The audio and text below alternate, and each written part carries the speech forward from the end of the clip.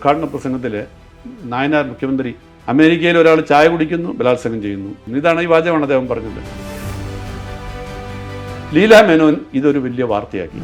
സെക്രട്ടേറിയറ്റിൽ കൂടെ ഒന്ന് കയറി ഇറങ്ങി നടന്നാൽ ഒരു വാർത്ത ഉറപ്പാണ്. അതറിയാവുന്നതുകൊണ്ടാണ് പിണറായി വിജയൻ മുഖ്യമന്ത്രിയായ ശേഷം ആ വാതിൽ അടച്ചത്. പത്രക്കാരൊന്നും അങ്ങോട്ട് കയറണ്ട. അന്ന് ഈ എക്സ്ക്ലൂസീവ് വാർത്തയ്ക്ക് വേണ്ടിയുള്ള മത്സരമൊക്കെ കുറവാണ്. പാമലിൻ കേസിൽ അതിന് വിവാദം കത്തി നിൽക്കുന്ന സമയത്ത് ഫയൽ മേശപ്പുറത്ത് വെക്കുന്നു. അപ്പോൾ ഈ വെച്ച് കഴിഞ്ഞിട്ട് തിരിച്ചിറങ്ങുന്നതിലേക്ക് ബാലകൃഷ്ണപിള്ള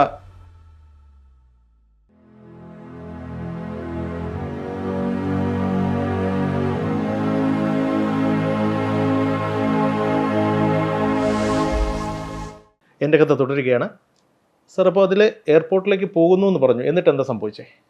അപ്പോൾ നേരെ എയർപോർട്ടിലേക്ക് ഞാൻ ചെല്ലുകയാണ്. എനിക്ക് മദാമയെ കാണാൻ പറ്റുമോ എന്നുള്ള ഉറപ്പൊന്നുമില്ല, പക്ഷെ ഒന്ന് ശ്രമിച്ച് നോക്കാമെന്ന് കരുതി എയർപോർട്ടിൽ പോവുകയാണ്. അന്ന് ഈ ഇൻ്റർനാഷണൽ എയർപോർട്ട് ഇല്ല, ഡൊമസ്റ്റിക് എയർപോർട്ടേ ഉള്ളൂ. അപ്പം ഞാൻ അവിടെ എത്തുന്ന സമയത്ത് അന്ന് ഈ എയർപോർട്ടിൽ ഇന്നത്തെ പോലുള്ള നിയന്ത്രണങ്ങളില്ല. നേരെ ഈ പിന്നെ യാത്രക്കാർ ചെക്ക് ഇൻ ചെയ്ത് കഴിഞ്ഞാൽ അതിനുള്ളിൽ ചെന്ന് അവരോട് സംസാരിക്കാം. ഞാനവിടെ ചെന്നു. ഈ അധികം തിരക്കൊന്നുമില്ല. അപ്പം ഏതെങ്കിലും മദാമയെ കാണുന്നുണ്ടോ എന്ന് ആദ്യം നോക്കിയത്. അപ്പോൾ നോക്കിയപ്പോൾ ഒരു സീറ്റിലൊരു മദാമ ഇരിപ്പുണ്ട്. ഞാൻ അവരുടെ അടുത്ത് ചെന്നിട്ട് അവരോട് ചോദിച്ചു, താങ്കളുടെ പേര് ഇന്നതാണോ? പേര് ഞാനിപ്പോൾ മറന്നുപോയി, ഇന്നതാണോ എന്ന് ചോദിച്ചു. ആണ് അവർ അതേന്ന് പറഞ്ഞു. അവരെന്നെ ഇങ്ങനെ ഭയങ്കര സർപ്രൈസ് ആയിട്ട് നോക്കുക. അവരുടെ മുഖത്തൊരു ഭയമുണ്ട്. അപ്പോൾ ഞാൻ പറഞ്ഞു, I am a journalist. What you want to know എന്ന് ചോദിച്ചു. ഞാൻ പറഞ്ഞു, you had a very bitter experience yesterday. Yes I had and I have complained എന്ന് പറഞ്ഞു. അപ്പോൾ ഞാൻ പറഞ്ഞു, I want to know about it. I'm a journalist. I want to tell it to the people. I want to expose this. This a bad thing. I'm sorry that you had such A bad experience എന്ന് പറഞ്ഞ് അവരോട് ചോദിച്ചു. അപ്പോൾ സംഭവം എന്നാന്ന് വെച്ചാൽ ഇവർ കോവളത്തെക്കുറിച്ചൊക്കെ കേട്ട്, കേരളത്തെക്കുറിച്ച് കേട്ട്, കോവളത്തെക്കുറിച്ച് കേട്ട്, കേരള മനോഹരമായ ഒരു സ്ഥലം, ദൈവത്തിന് സ്വന്തം നാടെന്നൊക്കെ പേര് വന്നത് പിന്നെയാണ് കേട്ടോ, വന്നില്ല. അപ്പോൾ ഈ ഇവിടുത്തെ ഒരു സായാഹ്ന ന്യൂ ഇയർ ഈവ് ആഘോഷിക്കാൻ വേണ്ടി അവർ വന്ന അവിടെ അവരുടെ ഒരു കൂട്ടുകാരിയും വരുമെന്ന് അറിയിച്ചിട്ടുണ്ട് അന്ന് തന്നെ.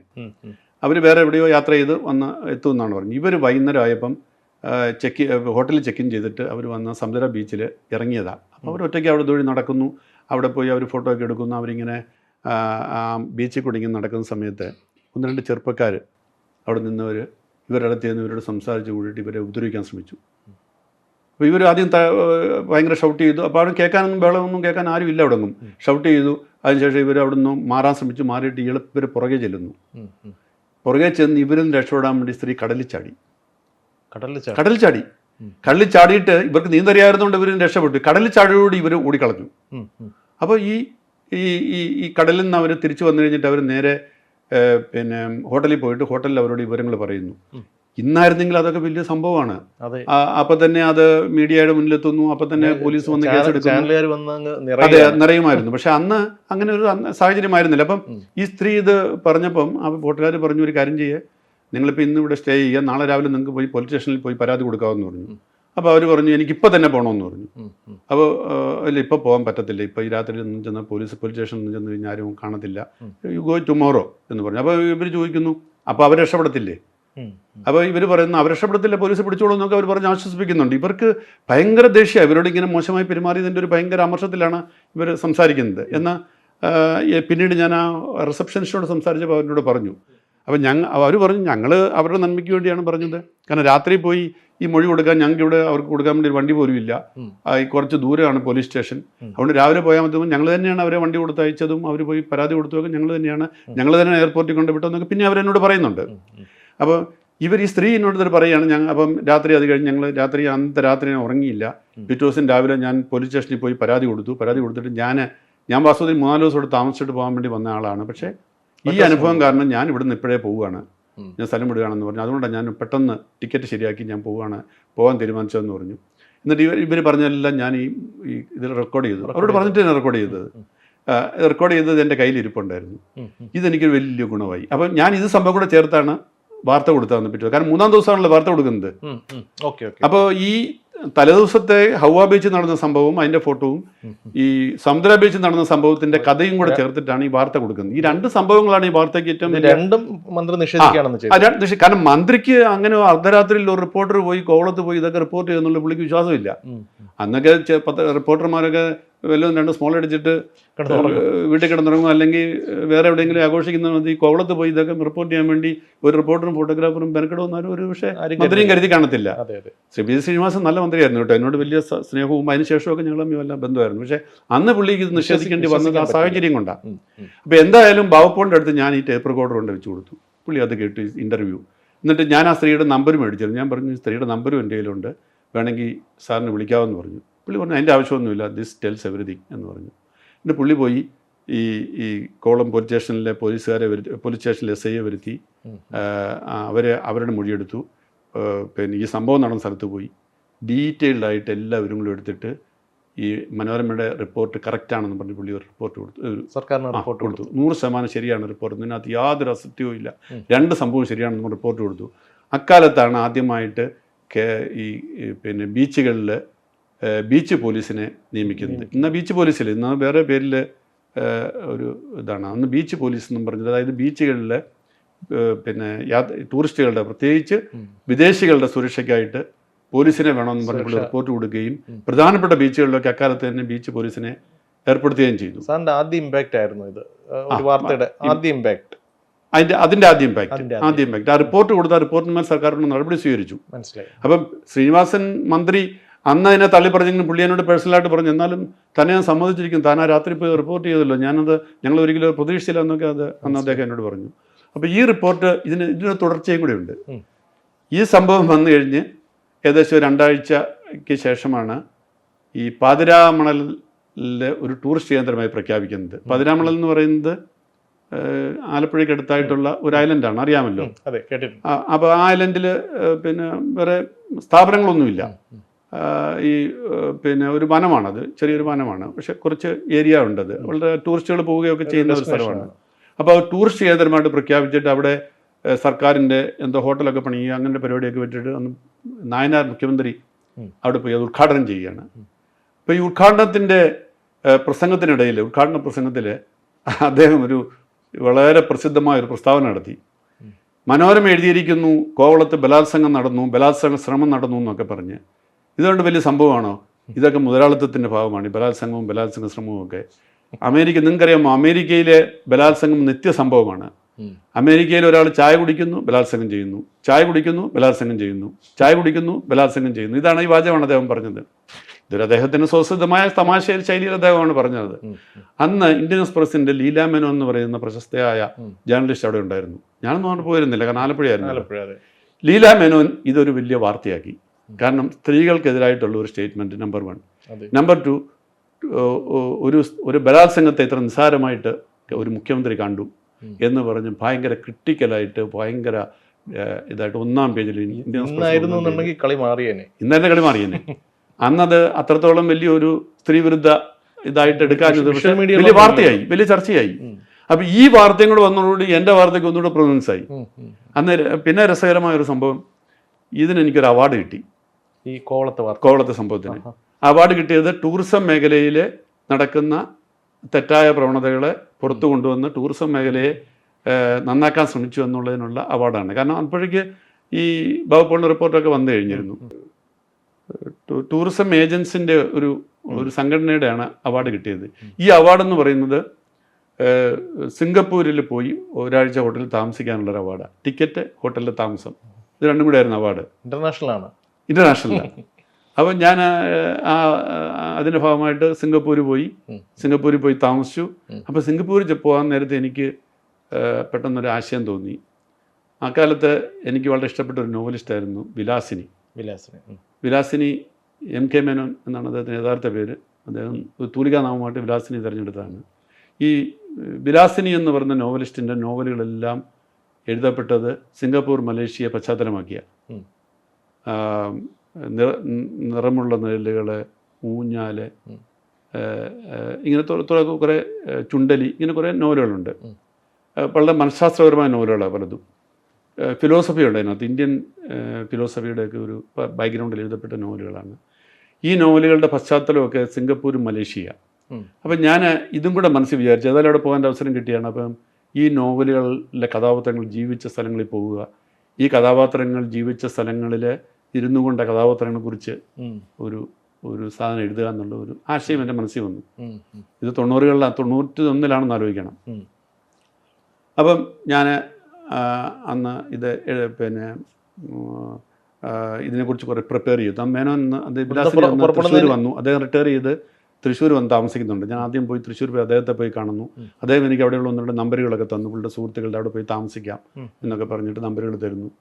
അപ്പം ഞാൻ ഈ പുസ്തകത്തെക്കുറിച്ച് കൂടുതൽ വായിച്ച് അതിൻ്റെ വിവരങ്ങളൊക്കെ എടുക്കുന്നു, പേരുകളൊക്കെ നോട്ട് ചെയ്യുന്നു. അപ്പം ഈ നോവൽ യഥാർത്ഥ പേരുകളാണ് നോവൽ എഴുതിയിരിക്കുന്നത്. ആ പേരുകളെല്ലാം നോട്ട് ചെയ്ത് അതിൽ ഏതൊക്കെ സ്ഥലങ്ങൾ നമുക്ക് പോകാൻ പറ്റുമെന്ന് നോക്കുന്നു. അപ്പോൾ സിംഗപ്പൂരുള്ള സ്ഥലങ്ങളിലൊക്കെ ഞാൻ ഒരാഴ്ചക്കുള്ളിൽ പോയി. അത് കഴിഞ്ഞ് മലേഷ്യയിലേക്ക് പോവുകയാണ്. അപ്പോൾ ചില കാര്യങ്ങളൊക്കെ അധികം പിന്നെ യാത്ര ചെയ്യുമ്പോൾ ട്രെയിനിലാണ് യാത്ര ചെയ്തത്. അപ്പോൾ ഈ കഥാപാത്രം ഈ നോവലിൽ കഥാപാത്രം ട്രെയിനിൽ യാത്ര ചെയ്യുമ്പോൾ അതിനകത്ത് ഒരിടത്ത് ഭാഗ്യക്കുറി ടിക്കറ്റ് വിൽക്കുന്ന ഒരു രംഗം പറയുന്നുണ്ട്. ഞാൻ യാത്ര ചെയ്യുമ്പോഴും ഒരാൾ ഭാഗ്യക്കുറി ടിക്കറ്റ് വിൽക്കാൻ വേണ്ടി വരുന്നു. ഇതൊക്കെ ഞാൻ ഓർത്തിട്ട് ഇന്ന കഥാപാത്രം യാത്ര ചെയ്യുമ്പോൾ ഭാഗ്യക്കുറി ടിക്കറ്റ് വായിക്കാൻ വന്നതൊക്കെ അതിനകത്ത് അതുകൊണ്ട് അതേപോലെ ട്രെയിനിൽ വന്ന് ടിക്കറ്റ് വിൽക്കുന്നു. അപ്പം നോവൽ എഴുതിയിട്ട് 10-20-30 വർഷമായിട്ടുള്ളൂ. 20 വർഷത്തിന് ബാക്കി ഇതേ ഉള്ളൂ. അപ്പം വലിയ മാറ്റമൊന്നും അന്ന് സിംഗപ്പൂരിനും മലേഷ്യയ്ക്കും വന്നിട്ടില്ല. അപ്പം ഞാൻ എന്നിട്ട് സിംഗപ്പൂരിൽ പോകുന്നു. അന്ന് വേൾഡ് മലയാളി കൗൺസിൽ ഇല്ല, കുലാലംപൂർ മലയാളി അസോസിയേഷൻ്റെ പ്രസിഡൻ്റായിരുന്ന ഒരു PT ചാക്കോ, അദ്ദേഹത്തിൻ്റെ വീട്ടിലാണ് ഞാൻ ആദ്യം പോകുന്നത്. അദ്ദേഹത്തിൻ്റെ നമ്പരൊക്കെ ഞാൻ സംഘടിപ്പിച്ചു. പുള്ളിയുടെ വീട്ടിൽ ചെന്നു. പുള്ളിയുടെ വീട്ടിൽ 2 ദിവസം താമസിച്ചു. പുള്ളിക്ക് സാഹിത്യമായിട്ട് ബന്ധമൊന്നും ഇല്ലാത്തതുകൊണ്ട് പുള്ളി അവിടെയുള്ള ഒരു ജേർണലിസ്റ്റിനെ, മലയാളി ജേർണലിസ്റ്റിനെ എനിക്ക് പരിചയപ്പെടുത്തി. അദ്ദേഹമാണ് എന്നെ കൊണ്ടുപോകുന്ന ഈ കഥാപാത്രങ്ങൾ ജീവിച്ച സ്ഥലങ്ങളിലേക്ക് എല്ലാം കാണിച്ചു തന്നു. അവിടെ എല്ലാം പോയി ആ കുലാലംപൂരിലെ ഇതൊക്കെ കവർ ചെയ്തു.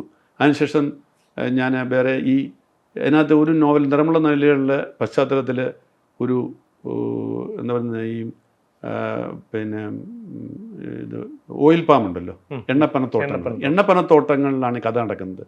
അപ്പോൾ അതിനകത്ത് ബംഗ്ലാവ്, അതിലെ ജീവിതം ഒക്കെ ഇതിനകത്ത് വരുന്നത്. അപ്പോൾ അതുകൊണ്ട് ഞാൻ പോയി എണ്ണപ്പനത്തോട്ടത്തിലെ ഒരു ബംഗ്ലാവ്. അപ്പോൾ അവിടെ ഒരു മലയാളി മാനേജറായിട്ടിരിക്കുന്ന എണ്ണപ്പനത്തോട്ടം, അവിടേക്ക് എനിക്കൊരു അവസരം കിട്ടി. അവിടെ പോയി താമസിക്കുന്നു. അദ്ദേഹത്തെ ആ ബംഗ്ലാവിൽ താമസിച്ചുകൊണ്ട് നോവലിനകത്ത് പറയുന്ന ബംഗ്ലാവിൻ്റെ ചിത്രമൊക്കെ മനസ്സിൽ എടുക്കുന്നു. അവിടെ യാത്ര ചെയ്യുന്നു. അവിടെ ജോലി ചെയ്യുന്ന സ്ത്രീകളെ കണ്ടുകൊണ്ട് തമിഴ് സ്ത്രീകളുണ്ട്, മലയാളികളുണ്ട്. അധികം തമിഴരാണെന്ന്, മലയാളികൾ അധികം കുറവാണ്. അപ്പം ഞാനപ്പോൾ ആ സിനിമയ്ക്കകത്ത് നോവലിനകത്ത് പറയുന്ന കഥാപാത്രങ്ങളുടെ പേരുകൾ ഓർത്തുകൊണ്ട് അവരുടെ അനന്ത തലമുറയായിരിക്കും നിൽക്കുന്നതൊക്കെ ചിന്തിക്കുന്നു. അങ്ങനെയൊക്കെ ഞാൻ ഈ പറയുന്ന ഏറെക്കുറെ പല സ്ഥലങ്ങളിലും പോയി ഈ ലൊക്കാൽ വിദേശത്ത് ഈ നോവൽ എഴുതപ്പെട്ടതിൻ്റെ ലൊക്കാലിലൊക്കെ ഞാൻ പോയിട്ട് അതെല്ലാം പശ്ചാത്തലത്തിൽ ഞാൻ ഒരു പരമ്പര മനോരമയിൽ എഴുതുന്നു. അതും മനോരമയുടെ ഞായറാഴ്ചയിലാണ് വരുന്നത്. ആ പരമ്പരയും വളരെ ശ്രദ്ധിക്കപ്പെട്ടു. കാരണം എനിക്ക് തോന്നുന്നത് ആദ്യമായിട്ടാണ് കേരളത്തിന് പുറത്ത് എഴുതപ്പെട്ട ഏതെങ്കിലും ഒരു സാഹിത്യകൃതിയെക്കുറിച്ച് അല്ലെങ്കിൽ കൃതികളെ കുറിച്ച് ഒരു എഴുത്തുകാരൻ പുറത്തു പോയി അതിനെക്കുറിച്ച് ആ ലൊക്കാലിൽ പോയി എഴുതുന്നത്. MD വാസുദേവൻ നായർ ജീവിച്ച കൂടല്ലൂരോ അല്ലെങ്കിൽ അപൂർവം അങ്ങനെയുള്ള ചില കഥാപാത്രങ്ങൾ, അതിനുശേഷമാണ് ഈ OV വിജയൻ്റെ ഖസാക്കിലേക്കൊക്കെ ആളുകൾ പോയത്. അപ്പം ഈ ഒരു സംഭവം ആദ്യമായിട്ട് എഴുതിയത് എനിക്ക് തോന്നുന്നു ഞാനാണ്. അതുകൊണ്ടത് ആ കാലത്ത് വളരെ ശ്രദ്ധിക്കപ്പെട്ടു. പക്ഷെ എനിക്കത് പുസ്തകമാക്കാൻ പറ്റിയില്ല. ഇന്ന് എനിക്കത് സങ്കടമുണ്ട്. ഈ പറയുന്ന ഒന്നും പുസ്തകമായി മാറിയില്ല എന്നുള്ളതിൽ ഒരു സങ്കടമുണ്ട്. ഇത് ഇല്ല, 5 അധ്യായമായിട്ടാണ് വന്നത്. 5 തുടർച്ചയായ 5 ഞായറാഴ്ചകളിലായിട്ടാണ് വന്നത്. അപ്പോൾ എന്നോട് അന്ന് അവർക്ക് TN ജയേന്ദ്രൻ എന്ന് പറയുന്ന പ്രശസ്തനായ നിരൂപകൻ, അദ്ദേഹം അന്ന് ഇവിടെ സിവിൽ സർവീസ് ഉദ്യോഗസ്ഥനാണല്ലോ, അന്ന് ഇവിടെ ഗവൺമെൻറ് സെക്രട്ടറി ആയിരുന്നു. അപ്പം ഞാനും അദ്ദേഹം വളരെ അടുത്ത സുഹൃത്തുക്കളായിരുന്നു. അന്ന് അദ്ദേഹം എന്നോട് പറഞ്ഞു, ജോൺ ഇതൊരു പുസ്തകമാക്കുക. അപ്പം ഞാൻ പറഞ്ഞത് 5 അധ്യായമേ ഉള്ളൂ, ഒരു പുസ്തകത്തിനുള്ള വലിപ്പമില്ല. ഞാൻ വിലാസിനെ കുറിച്ച് നല്ലൊരു ആമുഖം എഴുതിത്തരാം, ജോൺ വേറെയും പലരെക്കുറിച്ച് എഴുതിക്കുക, അങ്ങനെ അതെല്ലാം കൂടി ചേർത്തിട്ടൊരു പുസ്തകമാക്കുക, നല്ലൊരു പുസ്തകമായിരിക്കും, ജോൺ ഇത്രയും കഷ്ടപ്പെട്ട് പോയി എഴുതിയതല്ലേ എന്നൊക്കെ പറഞ്ഞു. എനിക്ക് പറ്റിയില്ല എന്ന് പറഞ്ഞാൽ മതി. പക്ഷേ ഞാനിന്നും വളരെയേറെ സങ്കടപ്പെടുന്നുണ്ട് അന്ന് ചെയ്യാൻ കഴിയാഞ്ഞതിൽ. കാരണം അക്കാലത്ത് വളരെ ശ്രദ്ധിക്കപ്പെട്ടേനെ. ഇന്നും അങ്ങനെ ഒരു പുസ്തകം കേരളത്തിന് പുറത്ത് അല്ല ഇന്ത്യക്ക് പുറത്ത് എഴുതപ്പെട്ട മലയാളം അങ്ങനെ ഒരു സാധനം ചരിത്രമായി ഇന്നും എഴുതിയിട്ടുണ്ടോ എന്ന് ഈ സംശയമാണ്. കാരണം അങ്ങനെ കൃതികളും കുറവാണ്. ഈ വിലാസിനെയാണ് ഇന്നും അങ്ങനെ ഒരു പുറത്ത് ജീവിച്ചുകൊണ്ട് മലയാളികളുടെ ജീവിതം പകർത്തിയ. അപ്പോൾ 2ാം ലോകമഹായുദ്ധത്തിൻ്റെ ദുരന്തങ്ങൾ പേര് നിൽക്കുന്ന ഒരു മലേഷ്യയുടെ കഥയാണ് പുള്ളി എന്ന് പറയുന്നത്. അതിൻ്റെ പിന്നെ ഇന്ത്യയുടെ കുടിയേറ്റം, മലേഷ്യയിലേക്കുള്ള കുടിയേറ്റം, അങ്ങനെയുള്ള കഥകളെല്ലാം പറഞ്ഞുകൊണ്ടുള്ള പിന്നെ ഒരു പരമ്പരയായിരുന്നു അത്. അതെൻ്റെ അപ്പം അതിനുശേഷം അതിൻ്റെ കൂടെ പറയേണ്ട വേറെ സംഗതിയും കൂടെയുണ്ട്. 1991 ഞാനിത് പോകുമ്പം എൻ്റെ ഭാര്യ എന്നോട് പറഞ്ഞു, എൻ്റെ ഭാര്യയുടെ പേര് ഷീല എന്നാണ്. ഷീല എന്നോട് പറഞ്ഞു, ഏതായാലും മലേഷ്യക്ക് പോകുന്നുണ്ടല്ലോ. മലേഷ്യയിൽ ആണല്ലോ അപ്പച്ചൻ മരിച്ചത് മലേഷ്യ വെച്ചാണ്. അപ്പം അതെനിക്കറിയാം. മരണത്തിന് ശേഷമാണ് ഞാൻ കല്യാണം കഴിയുന്നതെങ്കിലും ഫാദറിനെ മരിച്ചത് മലേഷ്യ വെച്ചാണെന്ന് എനിക്കറിയാം. അപ്പം എന്നോട് പറഞ്ഞു അത് കുലാലംപൂരിനടുത്താണ്, ക്ലാങ് എന്ന് പറയുന്ന സ്ഥലത്താണ് ഞങ്ങൾ താമസിച്ചിരുന്നത്. അവിടെയാണ് അപ്പച്ചനെ അടക്കിയിരിക്കുന്നത്. ആ കല്ലറ ഒന്ന് പോകണം, അവിടെ മെഴുകുതിരി കത്തിക്കണം, അതിൻ്റെ ഒരു ഫോട്ടോ എടുക്കണം എന്ന് എന്നോട് പറഞ്ഞു. ഞാൻ പറഞ്ഞു ചെയ്യാമെന്ന് പറഞ്ഞു. അവിടെ ചെന്നു. ഞാൻ ഈ പിരി ചാക്കോയും കൂട്ടിക്കൊണ്ട് ഞങ്ങൾ ക്ലാങ്ങിൽ പോകും. അന്നത്തെ അവാർഡ് വാങ്ങാൻ പോയ ആ അവാർഡ് വാങ്ങാൻ പോയ യാത്ര തന്നെയാണ്. അതേ യാത്ര സംഭവിക്കുന്ന കാര്യമാണ്. ഞാൻ ക്ലാങ്ങിൽ പോകുന്നു. അവിടെ ചെന്ന് അവിടെ 2-3 വലിയ കല്ലറകളുണ്ട്. ഏത് കല്ലറയാണെന്ന് ശരിക്കറിയത്തില്ല. ഈ കല്ലറകളെല്ലാം കയറി ഇറങ്ങി നടന്നു. പലതും കാട് പിടിച്ച് കിടക്കുകയാണ്. എനിക്ക് കണ്ടുപിടിക്കാൻ പറ്റിയില്ല. ഒരു ദിവസം ഉച്ച കഴിഞ്ഞ് മുതൽ വൈകുന്നേരം വരെ തപ്പിയാണെന്ന്. ഞാൻ ഈ പരമ്പരയ്ക്കകത്ത് ചെറുതായിട്ട് പരാമർശിക്കുന്നുണ്ട്. കാരണം എൻ്റെ ഭാര്യയെക്കുറിച്ച് എഴുതാനുള്ളതല്ലല്ലോ പരമ്പര. അതുകൊണ്ട് ഞാൻ അതിനകത്ത് ഇങ്ങനെ കല്ലറ തേടി നടന്നതിനെക്കുറിച്ച് 2 വാചകത്തിൽ ഞാൻ പരാമർശിക്കുന്നുണ്ട്. അതിൻ്റെ ഭാര്യയ്ക്ക് മനസ്സിലായുള്ളൂ കേട്ടോ. അതിനുശേഷം ഞാൻ ഈ അടുത്ത കാലത്ത് വീണ്ടും സിംഗപ്പൂർ മലേഷ്യ യാത്ര നടത്തി. അതായത് വിവാദമായ ഈ സോളാർ വിശേഷം പുസ്തകത്തിൻ്റെ അന്ന് ഞാൻ മലേഷ്യ പോയപ്പോൾ അതിന് മുമ്പായിട്ട് ഈ കല്ലറ കണ്ടുപിടിക്കപ്പെട്ടു. അപ്പോഴേക്കും അദ്ദേഹം മരിച്ചിട്ട് 58 വർഷമായി. അന്ന് ഈ കല്ലറ കണ്ടുപിടിച്ച് എങ്ങനെയാണെന്ന് വെച്ചാൽ അതിനുശേഷം കുറേ മലയാളികൾ ഈ അടുത്ത കാലത്തൊക്കെ ആയിട്ട് ഞങ്ങളുടെ റിലേഷൻഷിൽപ്പെട്ട കുറച്ച് പേര് കുലാലംപൂരി ചെന്നു. അപ്പോൾ അവരോട് പറഞ്ഞു ഇങ്ങനെ ഒരു കല്ലറയുണ്ട് അവിടെ, നിങ്ങളൊന്ന് ശ്രമിച്ചു നോക്കുക. അപ്പോൾ പ്രതീക്ഷയൊന്നുമില്ല, കാരണം അന്ന് ഞാൻ പോയിട്ട് കണ്ടുപിടിക്കാൻ പറ്റിയില്ല. എങ്കിലും ഭാര്യയുടെ ഒരു ആഗ്രഹം, നിങ്ങളൊന്ന് തപ്പി നോക്കണം, ഇങ്ങനെ കല്ലറ അവിടെ പണിതു, കല്ലറയുടെ എന്തെങ്കിലും അവശിഷ്ടം അവിടെ ഉണ്ടോ എന്ന് കണ്ടുപിടിക്കണം എന്ന് പറഞ്ഞു. ഇവർ പോയി 3-4 ചെറുപ്പക്കാർ പോയി ഒരു ദിവസം മുഴുവൻ അവിടെ പോയി തപ്പി അവസാനം ഈ കല്ലറ കണ്ടുപിടിച്ചു. കല്ലറയാകെ പൊട്ടിപ്പൊളിഞ്ഞു. പക്ഷേ ഫാദർ ഇൻ ലോയുടെ ഫോട്ടോ സഹിതം ആ കുരിശ് എപ്പോഴും അവിടെ ഉണ്ട്. ആ ഫോട്ടോ എന്ന് പറഞ്ഞാൽ എൻഗ്രേവ് ചെയ്താണ്. ഈ മാർബിളിനകത്ത് എൻഗ്രേവ് ചെയ്തുകൊണ്ട് അതിന് യാതൊരു മാറ്റവും ഇല്ലാതെ അതുപോലെ തന്നെ അവിടെ നിൽക്കുന്നു. അപ്പോൾ ഇതിൻ്റെ വീഡിയോ അവർ അയച്ചു തന്നു. അപ്പോൾ ഞാൻ രണ്ടാമത് ഞങ്ങൾ പോയപ്പം ഭാര്യയുണ്ട് കൂടെ. ഞങ്ങൾ പോയത് തന്നെ ഇത് ലക്ഷ്യം വെച്ചിട്ടാണ്. അത് ഈ അടുത്തിടെ കല്ലറയ്ക്ക് പോകാൻ അടുത്തിടെ 2 മാസമായുള്ളൂ. അപ്പോൾ ഈ കല്ലറയിൽ ഞങ്ങൾ ചെല്ലുന്നു. അവിടെ ചെന്ന് അപ്പോൾ പിന്നെ കല്ലറ കണ്ടുപിടിക്കാൻ വലിയ ബുദ്ധിമുട്ടില്ല. കാരണം വൈഫ് അന്നും 3 വയസ്സാണ്ടേ ഉള്ളൂ, 6 വയസ്സുണ്ടെന്ന് തോന്നുന്നു. അപ്പോൾ എന്നോട് കല്ലറ കയറിയപ്പോൾ തന്നെ പറഞ്ഞു ആ സൈഡിലാണ്, കാരണം എനിക്ക് ഓർമ്മയുണ്ട്, നടന്ന് ഇങ്ങനെ അങ്ങോട്ട് പോയത് ഓർമ്മയുണ്ടെന്ന് പറഞ്ഞു. അപ്പോൾ ഒത്തിരി കല്ലറകളെല്ലാം 2 നൂറ്റാണ്ട് കാലത്തെ കല്ലറകളുണ്ട് അവിടെ. പലരും പല കല്ലറയും പൊളിഞ്ഞ് കിടക്കുകയാണ് പലതും. അപ്പോൾ ഈ കല്ലറ കണ്ടുപിടിക്കാൻ പറ്റി. അവിടെ ചെന്ന് ഞങ്ങൾ അതിൻ്റെ മുന്നിൽ മെഴുകുതിരി കത്തിച്ച് പ്രാർത്ഥിച്ച് അന്ന് പോരുക ചെയ്തത്. അപ്പോൾ ഈ കല്ലറ കണ്ടുപിടിക്കാൻ ഉണ്ടായ കാരണമെന്ന് പറയുന്നത് ഈ അടുത്ത കാലത്ത് വന്ന കോവിഡാണ്. കോവിഡ് വന്നപ്പം അപ്പോൾ ഇത് എന്താ പറയുന്നത്, വളരെ വിശാലമായിട്ട് ആയിരക്കണക്കിന് കല്ലറകളുള്ളൊരു വലിയൊരിതാണ്. അതും അവിടുത്തെ മുനിസിപ്പാലിറ്റിയുടെ കീഴിൽ വരുന്ന, അല്ലാതെ ചർച്ചിൻ്റെ കീഴിലല്ല. പക്ഷേ ക്രിസ്ത്യൻ കല്ലറകളാണ് അധികവും. ക്രിസ്ത്യൻസ് മരിച്ചടക്കിയിരിക്കുന്ന കല്ലറകളാണ് അതിൻ്റെ 90%. അപ്പോൾ മിക്കവാറും എല്ലാത്തിനും മുകളിൽ കുരിശുണ്ട്. പക്ഷേ ഇത് ഒരു ഘട്ടം കഴിഞ്ഞപ്പോഴത്തേക്ക് ഇവിടെ സ്ഥലമില്ലാതെ വന്നപ്പോഴത്തേക്ക് അവരൊന്നും ക്ലോസ് ചെയ്ത് കാട് പിടിച്ചാൽ കിടക്കുകയായിരുന്നു. അതാണ് എനിക്ക് കണ്ടുപിടിക്കാൻ പറ്റാതെ പോയത്. പക്ഷെ പിന്നീട് സംഭവിച്ചത് ഈ കോവിഡ് വന്നപ്പോൾ ഈ ആളുകൾ ധാരാളമായിട്ട് മരിച്ചപ്പോൾ ഇത് അടക്കാൻ സ്ഥലമില്ലാതെ വന്നപ്പോഴത്തേക്ക് ഇവരിത് വീണ്ടും വെട്ടിത്തെളിച്ചു. പഴയ കല്ലറകൾ പലതും മാറ്റിയിട്ട്, പൊട്ടിപ്പൊളിഞ്ഞ് അനാഥരായി കിടക്കുന്ന പല കല്ലറകളും മാറ്റിയിട്ട് അവർ പുതിയ കല്ലറ ആക്കി അവിടെയാണ് അടക്കിയത്. ഭാഗ്യത്തിന് ഫാദറിലൂടെ കല്ലറയെ തൊട്ടില്ല. അതൊരു മൂലയ്ക്കായിരുന്നുകൊണ്ട് അവിടെ കിടന്നു. അപ്പോൾ അതുകൊണ്ടാണ് അത് വീണ്ടും കണ്ടുപിടിക്കാൻ പറ്റിയത്. ആ കാട് വെട്ടിത്തെളിച്ചുകൊണ്ടാണ്. അങ്ങനെ വീണ്ടും പോയി ആ കല്ലറ വീണ്ടും കാണുകയും അതിനുശേഷം ഞാനത് ഫേസ്ബുക്കിൽ അതിടുകയും, ഫേസ്ബുക്കിൽ കണ്ടിട്ട് ഇന്ത്യൻ എക്സ്പ്രസിൻ്റെ ആലപ്പുഴ ലേഖകൻ അത് എന്നെ വിളിക്കുകയും അദ്ദേഹം ഇന്ത്യൻ എക്സ്പ്രസ്സിൽ അതിനെക്കുറിച്ച് വാർത്തയൊക്കെ കൊടുത്തിരുന്നു പടം സഹിതം. അപ്പം ഇങ്ങനെ എല്ലാ സംഭവങ്ങൾക്കും, എല്ലാ റിപ്പോർട്ടുകൾക്കും നമുക്ക് ഈ തുടർച്ചയും ആവർത്തനവും പല ചില വ്യക്തിപരമായ ഓർമ്മകളും അതിനോടൊപ്പം ഉണ്ട്. ഇതാണ് അതിൻ്റെ വേറൊരു കഥ. 1987 തിരുവനന്തപുരം യൂണിറ്റ് തുടങ്ങുമ്പോഴാണ് ഞാൻ തിരുവനന്തപുരത്ത് എത്തുന്നത്. ഇപ്പോൾ ഏകദേശം 37 വർഷമാകുന്നു. യൂണിറ്റ് തുടങ്ങുന്നതിൻ്റെ ഭാഗമായിട്ട് ഞങ്ങളൊരു യങ്സ്റ്റേഴ്സിൻ്റെ ഒരു ടീമിനെയാണ് തിരുവനന്തപുരത്തേക്ക് അയച്ചത്. അതിൽ എൻ്റെ ഗ്രൂപ്പ് ബാച്ചിലുണ്ടായിരുന്ന ഞാനും ഫിന്നി ജേക്കബ്, അദ്ദേഹം ഇന്ന് മനോരമയിലില്ല. അദ്ദേഹം ഇടയ്ക്ക് മനോരമയിൽ നിന്ന് വിട്ട്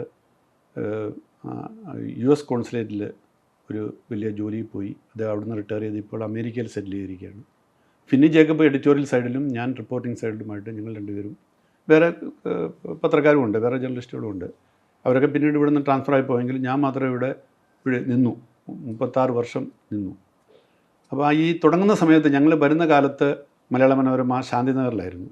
ശാന്തിനഗർ എന്ന് പറയുന്ന സെക്രട്ടേറിയറ്റിന് അടുത്തായിട്ടുള്ള ഒരു അമേരിക്കയിലെ വാൾ സ്ട്രീറ്റ് പോലെ മാധ്യമങ്ങളുടെ ഒരു കോളനിയായിരുന്നു. അതായത് പ്രധാനപ്പെട്ട എല്ലാ പത്രങ്ങളുടെയും ഓഫീസുകൾ അന്ന് ശാന്തിനഗറിലായിരുന്നു. ഇന്നെനിക്ക് തോന്നുന്ന ഒരു പത്ര ഓഫീസും അവിടെ ഇല്ല, എല്ലാം പോയി അവിടുന്ന്. Mathrubhumi, Manorama, Indian express, Hindu, express Malayalam തുടങ്ങിയ പ്രധാനപ്പെട്ട പത്രങ്ങളുടെ എല്ലാം, ദീപിക, ഇതിൻ്റെ എല്ലാ ഓഫീസുകൾ അവിടെ ഉണ്ടായിരുന്നു. അല്ല, ദീപിക അവിടെ ഇല്ല. ദീപിക അന്ന് ട്യൂട്ടേഴ്സ് ലൈനിലാണ്. എന്നാലും ഒരു 5-8 പത്രങ്ങളുടെ ഓഫീസുകളന്ന് ശാന്തിനഗറിലാണ് പ്രവർത്തിച്ചിരുന്നത്. അപ്പോൾ ആദ്യം ഞാൻ എത്തുന്നത് ശാന്തിനഗറിലാണ്. അവിടെ ഇരുന്നു കൊണ്ടാണ് ഈ പുതിയ യൂണിറ്റ് തുടങ്ങുന്നതിന് ആവശ്യമായ പ്രിപ്പറേഷൻസൊക്കെ നടത്തുന്നത്. അപ്പോൾ ഡെയിലി റിപ്പോർട്ടുകൾ എഴുതുന്ന കൂടെ തന്നെ പുതിയ പത്രം തുടങ്ങുമ്പോൾ എഴുതേണ്ട പുതിയ ഫീച്ചറുകൾ, പുതിയ പരമ്പരകൾ, ഇതേക്കുറിച്ചെല്ലാം പ്ലാൻ ചെയ്യുകയും ഇതേക്കുറിച്ചെല്ലാം ഡിസ്കസ് ചെയ്യുകയും ഇതേക്കുറിച്ചെല്ലാം റിപ്പോർട്ടുകൾ തയ്യാറാക്കുകയൊക്കെ ചെയ്തുകൊണ്ടിരുന്നു. അപ്പോൾ അക്കാലത്ത് ഈ പത്രം തുടങ്ങുന്ന സമയത്ത് ഒരു ഹ്യൂമൻ ഇൻട്രസ്റ്റ് സ്റ്റോറി വേണം എന്നൊരഭിപ്രായം പൊതുവേ ഉണ്ടായി. അപ്പം ഹ്യൂമൻ ഇൻട്രസ്റ്റ് സ്റ്റോറി എഴുതാൻ വേണ്ടിയിട്ട് അന്ന് ഏൽപ്പിച്ച എന്നെയാണ്. അതിന് കാരണം ഞാൻ നേരത്തെ ഈ പറഞ്ഞതുപോലെ ഈ അക്കരെ ഇക്കരെ കെട്ടുവള്ളത്തിലെ യാത്ര തുടങ്ങി ഈ ഒട്ടേറെ ഹ്യൂമൻ ഇൻട്രസ്റ്റ് സ്റ്റോറികൾ അതിനിടയ്ക്ക് ഞാൻ എഴുതിയിരുന്നതുകൊണ്ട് ഞാൻ എഴുതിയാൽ നന്നാവും തോന്നുന്നുകൊണ്ടായിരിക്കും എന്നെ ഏൽപ്പിച്ചു. അന്ന് KR ചുമ്മാറായിരുന്നു മനോരമയുടെ ഇവിടുത്തെ ബ്യൂറോ ചീഫും പിന്നെ റെപ്രസെൻറ്റേറ്ററും എല്ലാം അദ്ദേഹമായിരുന്നു. അപ്പോൾ അദ്ദേഹം എന്നോട് പറഞ്ഞു, ജോൺ ഒരു സ്റ്റോറിക്ക് ട്രൈ ചെയ്യുമെന്ന് പറഞ്ഞു. അപ്പോൾ ഞാൻ പുതിയ സ്ഥലം, പുതിയ ആളുകൾ, പുതിയ മേഖല, എനിക്കിവിടെ ആരും പരിചയമില്ല, എങ്ങനെ സ്റ്റോറി ഉണ്ടാക്കാനായിട്ടാണ്. ഞാൻ ആദ്യം ആലോചിച്ചു ഏതെങ്കിലും അവിടുത്തെ മനോരോഗാശുപത്രിയിൽ പോയി എന്തെങ്കിലും ഒരു സ്റ്റോറി ഉണ്ടാക്കാൻ പറ്റുമെന്ന് നോക്കി. അത് വിജയിച്ചില്ല. ജയിലിൽ പോയി ഒരു സ്റ്റോറി ഉണ്ടാക്കാൻ നോക്കുമെന്ന് നോക്കി. സെൻട്രൽ ജയിൽ ഇവിടെയാണല്ലോ, പൂജപ്പുര. പക്ഷേ അവിടെ പ്രവേശനം കിട്ടിയില്ല. കാരണം ഒരു കോണ്ടാക്റ്റും ഇല്ല, വലിയ ബുദ്ധിമുട്ടാണ്. അവിടെ ഞാനിങ്ങനെ വിഷമിച്ചിരിക്കുന്ന സമയത്ത് ആരോ എന്നോട് പറഞ്ഞു, എനിക്കൊന്ന് എൻ്റെ വിജയകുമാറാണ് എന്ന് പറഞ്ഞെന്ന് തോന്നുന്നു, എന്നോട് പറഞ്ഞു, നമ്മുടെ കൊടിയേറ്റം ഗോപി തീരെ വയ്യാതിരിക്കുകയാണ്, പുള്ളി സുഖമില്ലാതിരിക്കുകയാണ്, പുള്ളിക്ക് സിനിമയും ഇല്ല, പുള്ളിയുടെ ആരോഗ്യസ്ഥിതി മോശമാണ്, സാമ്പത്തികമായിട്ട് നമ്മളുടെ ബുദ്ധിമുട്ടിലാണ്. അദ്ദേഹം ഇലക്ട്രിസിറ്റി ബോർഡിലായിരുന്നു, അവിടുത്തെ ജോലിയൊക്കെ പുള്ളി രാജിവെച്ചു. അതുകൊണ്ട് പുള്ളിയെക്കുറിച്ചൊരു വാർത്ത കൊടുക്കേണ്ടതെന്ന് ഞാൻ എപ്പോഴും ചോദിച്ചു. അപ്പോൾ പെട്ടെന്ന് എനിക്ക് കത്തി. അദ്ദേഹം ട്രിവാൻഡ്രത്തായിരുന്നല്ലോ. അദ്ദേഹം കരമനയിൽ ആയിരുന്നു താമസം. അപ്പോൾ ഞാൻ ഫോട്ടോഗ്രാഫറിനോട് കൂടി അദ്ദേഹത്തെ കാണാൻ പോകുന്നു. അപ്പോൾ ഈ സ്റ്റോറി എങ്ങനെ ചെയ്യണമെന്ന് നമുക്ക് അറിയത്തില്ല. കാരണം അദ്ദേഹത്തിൻ്റെ രോഗാവസ്ഥയെക്കുറിച്ചൊരു വാർത്ത കൊടുക്കുമ്പോൾ അദ്ദേഹത്തിന് സമ്മതം വേണമല്ലോ. അപ്പം കൊടിയേറ്റം ഗോപി എന്ന് പറഞ്ഞാൽ ഭരത് അവാർഡ് നേടിയ നടൻ. എനിക്കൊന്നും മലയാളത്തിൽ നിന്ന് ആദ്യമായിട്ട് ഭരത് അവാർഡ് കിട്ടിയ നടൻ കൊടിയേറ്റം സിനിമയിലെ അഭിനയത്തിന് ഗോപിക്കാണ് കിട്ടിയത്. അപ്പം ഗോപിയെ ഞങ്ങൾ കാണാൻ പോകുന്നു.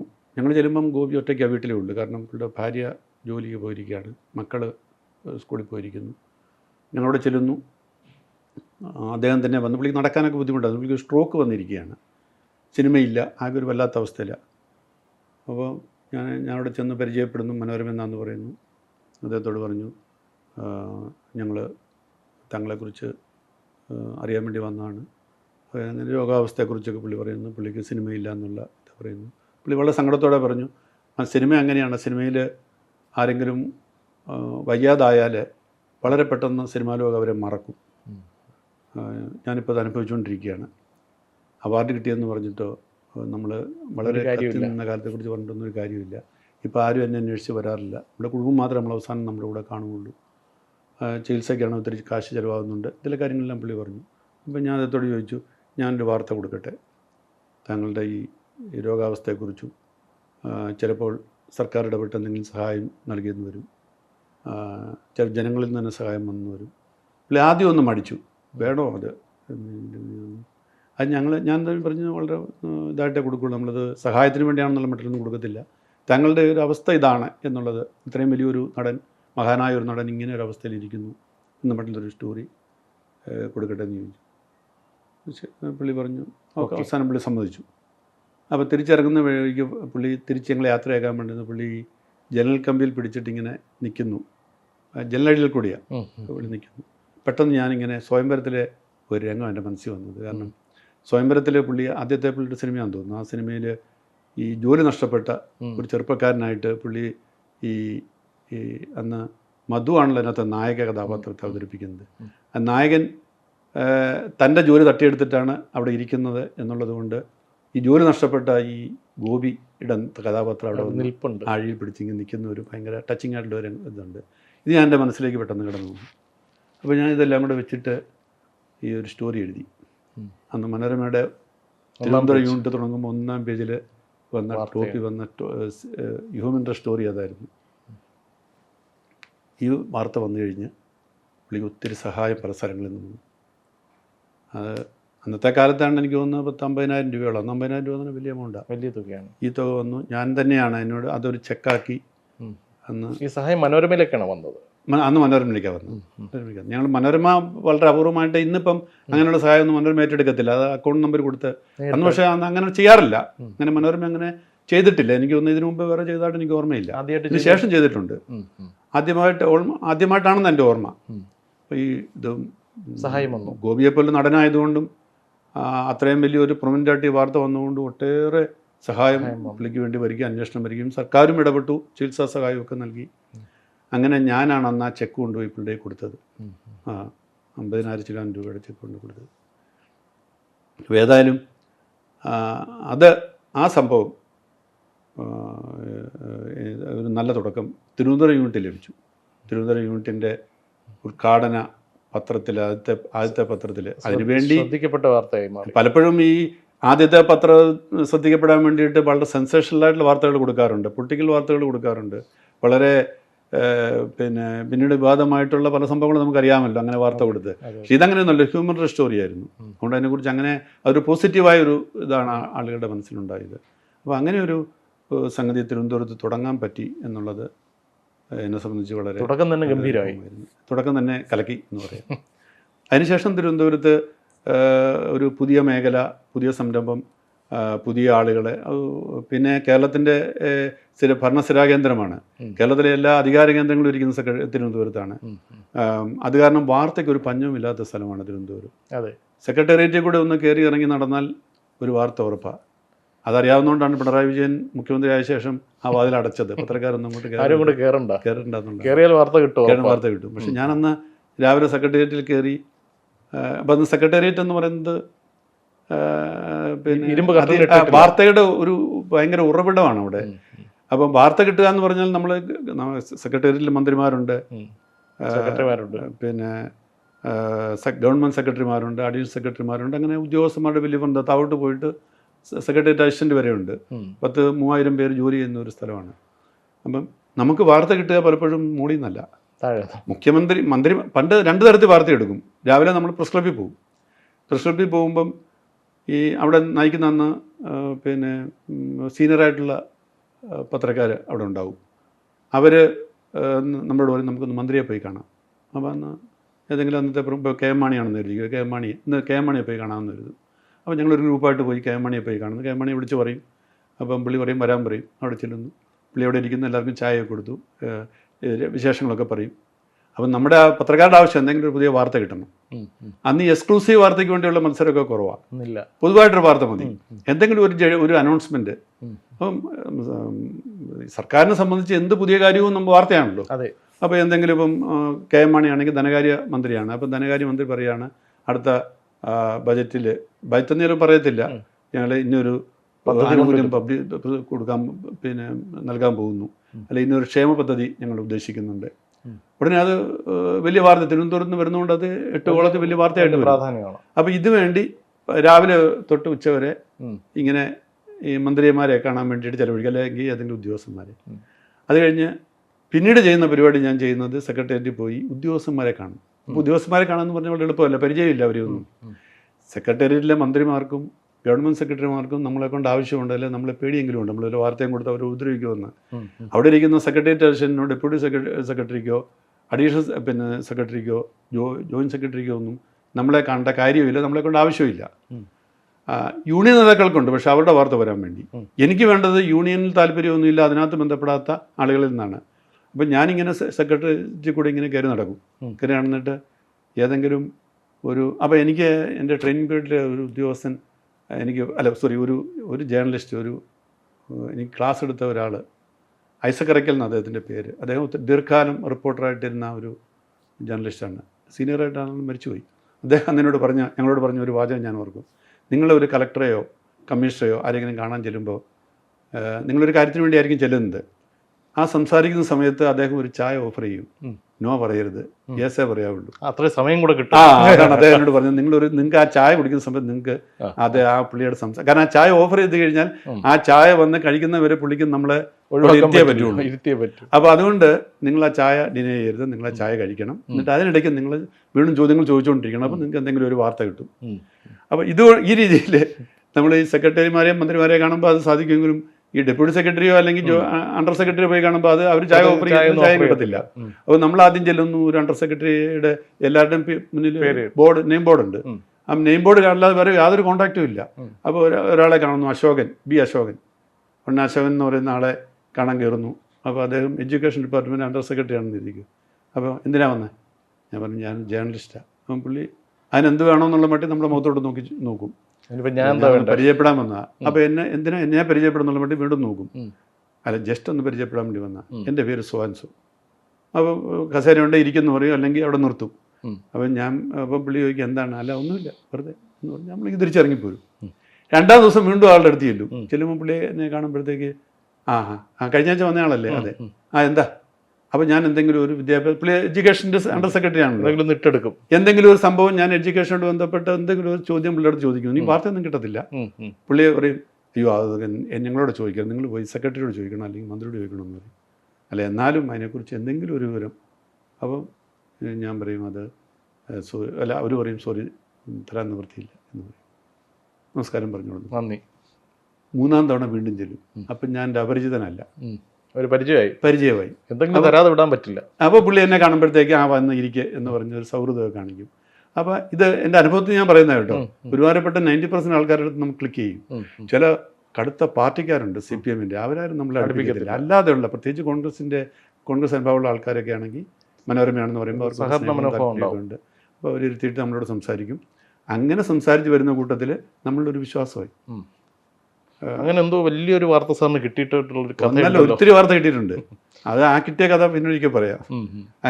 ഞാനിപ്പോൾ എങ്ങനെയാണ് തിരുവനന്തപുരത്ത് ആദ്യം വന്ന് ഈ വാർത്തകൾ ഉണ്ടാക്കിയത് എന്ന് പറയാൻ വേണ്ടി. അത് ഒന്ന് ഈ ഭരണസ്ഥിരാ കേന്ദ്രമായ സെക്രട്ടേറിയറ്റ്, പിന്നെ ഇവിടുത്തെ ഒരു പ്രധാനപ്പെട്ട വാർത്താ കേന്ദ്രം എന്ന് പറയുന്നത് നിയമസഭയാണ്. അന്ന് നിയമസഭ ഇപ്പോഴത്തെ കെട്ടിടത്തിലല്ല, പഴയ അസംബ്ലി മന്ദിരമാണ്. പക്ഷേ പഴയ അസംബ്ലി മന്ദിരത്തിൻ്റെ ഒരു ഗുണമെന്ന് പറഞ്ഞാൽ കുറേ കൂടി ഒരു ഇന്ററാക്ഷൻ സൗകര്യമുണ്ട്. ഈ MLA-മാരെല്ലാം ഇങ്ങനെ നിരന്നിരിക്കുന്നു.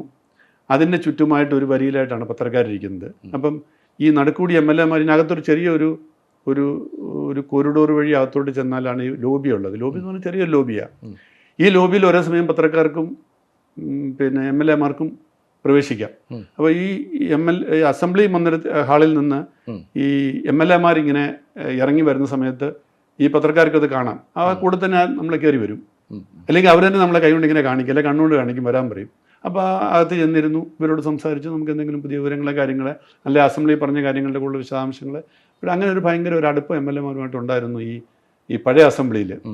അന്ന് KR ചുമ്മാർ, പിന്നെ KC സെബാസ്റ്റ്യനൊക്കെ ആയിരുന്നു പ്രമുഖരായിട്ടുള്ള നിയമസഭാ റിപ്പോർട്ടർമാർ. അപ്പോൾ KR ചുമ്മാറൊക്കെ വന്ന് ഇരുന്ന് കഴിഞ്ഞാൽ ഇവരൊക്കെ ഈ മന്ത്രിമാർ വരെ അദ്ദേഹത്തിനടുത്ത് വന്ന് കുശലം പറയുകയും അന്ന് അങ്ങനെ വന്നിരുന്ന് പറയാമായിരുന്നു അവർക്ക്. ചിലപ്പോൾ സ്പീക്കർ ഇടപെടും, MLA-മാർ എങ്ങനെ പത്രക്കാരുമായിട്ട് ഇടപെടുന്നത്. പക്ഷേ ഒരുപാട് സമയത്തും പ്രത്യേകിച്ച് ചുമ്മാർ സാറിൻ്റെ അടുത്ത് തട്ടി വിളിക്കാനുള്ള സ്പേസ് ഉണ്ടല്ലോ. അതെ, ചിലപ്പോൾ വന്നെങ്കിൽ തൊള്ള തട്ടിയിട്ട് വിളിച്ചുകൊണ്ട് പോകും. അങ്ങനെ ഉള്ള സൗകര്യം ഉണ്ടായിരുന്നു. ഞാൻ വളരെ സാന്ദർഭികമായിട്ട് എൻ്റെ ഒരു രസകരമായ കാര്യം പറയാം. ഏറ്റവും വളരെ വളരെ പിന്നെ ചർച്ച ചെയ്യപ്പെട്ട ഒരു സംഭവമാണ് പാമലീൻ കേസ്. പാമലീൻ കേസിൽ അതിന് വിവാദം കത്തി നിൽക്കുന്ന സമയത്ത് ഈ പാമലീൻ ഫയല് സെക്രട്ടറി അസംബ്ലിയുടെ മുന്നിൽ വെക്കണമെന്ന് ആവശ്യപ്പെടുന്നു. അന്നത്തെ മന്ത്രി പാമലിൻ കേസിൻ്റെ കഥയൊക്കെ പിന്നീട് പറയാം. ഞാൻ ഈ ഒരു സാന്ദർഭികമായിട്ട് ഈ ഒരു സംഭവം മാത്രം പറയുകയാണ്. ഈ ഫയൽ അസംബ്ലിയിൽ വെക്കുന്ന ദിവസം പിന്നെ അത് സംബന്ധിച്ച് വലിയ ചർച്ചയും വാദപ്രതിവാദവും കാര്യങ്ങളൊക്കെ നടന്നു കഴിഞ്ഞിട്ട് ഫയൽ മേശപ്പുറത്ത് വെക്കുന്നു. അപ്പോൾ ഈ വെച്ച് കഴിഞ്ഞിട്ട് തിരിച്ചിറങ്ങുന്നതിലേക്ക് ബാലകൃഷ്ണപിള്ള ഇറങ്ങുന്ന സമയത്ത്, അതായത് അസംബ്ലിയിലല്ല, പ്രസംഗത്തിനിടയിലും അല്ല, പുള്ളിക്ക് പ്രസംഗത്തിൽ പറയാൻ പറ്റാഞ്ഞുകൊണ്ടോ എന്തുകൊണ്ടോ പുള്ളി ഇങ്ങോട്ട് ഇറങ്ങുന്ന വഴിക്ക് പുള്ളി പറയാണ്, ഇത് ഞങ്ങളുടെ കൈ വെക്കാനായിട്ട് മുസ്തഫയെ മാത്രമേ ഉള്ളൂ, വേണം അങ്ങനെ കൂടെ പിടിച്ച് ടേബിളിൽ വെച്ചേക്കാമെന്ന് പുള്ളി പറയുന്നു. ഇത് ചുമ്മാർ സാറ് ഇത് പുള്ളിയുടെ കോളത്തിൽ എഴുതി. ഞങ്ങൾക്കിനി ഇറങ്ങിപ്പോകുന്ന വഴിക്ക് ബാലകൃഷ്ണപിള്ള പറയുന്നു, ഞങ്ങൾക്കിനി വെക്കാൻ മുസ്തഫ മാത്രമേ ഉള്ളൂ, പുള്ളിയൊക്കെ വേണം ടേബിൾ വെച്ചേക്കാമെന്ന് പറയുന്നു. അന്ന് തലക്കെട്ട് വന്ന ഇതാണ്, ഇനി ടേബിളിൽ വെക്കാൻ മുസ്തഫ ബാക്കി. അത്രയും അടുത്തിരുന്ന് ക്ലോസ് ആയിട്ട് വാച്ച് ചെയ്യാൻ കഴിയുന്ന ഒരു സാഹചര്യമായിരുന്നുകൊണ്ടാണ് അങ്ങനെ ഒരു സംഭവം വന്നെന്ന് ഞാൻ പറയുക. ഇന്ന് പത്രക്കാരിരിക്കുന്ന ഒരു നിലയിൽ, MLA മാരിരിക്കുന്ന വേറെ നിലയിൽ, ഉദ്യോഗസ്ഥന്മാരിരിക്കുന്ന വേറെ നിലയിൽ. അത് കാരണം ആ ഒരു ഇൻട്രാക്ഷൻ ഇല്ല. മാത്രമല്ല മാധ്യമപ്രവർത്തകരുടെ എണ്ണവും വളരെ കൂടി, അതും ഒരു കാരണമാണ്. പിന്നെ അന്നത്തെ കാലത്ത് വലിയൊരു വാർത്തയുടെ സോഴ്സായിരുന്നു പിന്നെ പോലീസ് ഹെഡ്ക്വാർട്ടേഴ്സ്, പോലീസിൻ്റെ മറ്റ് വിജിലൻസ് ഓഫീസ്. അഴിമതി കമ്മീഷൻ വന്ന ശേഷം അഴിമതി കമ്മീഷൻ്റെ ഓഫീസ്.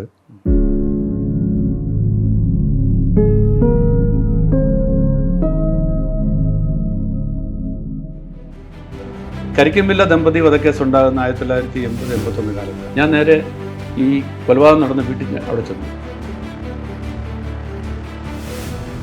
എൻ്റെ ഓർമ്മ വിക്ടർ ജോർജ് ആയിരുന്നു ഫോട്ടോഗ്രാഫർ. പേടിയുണ്ട്. പക്ഷേ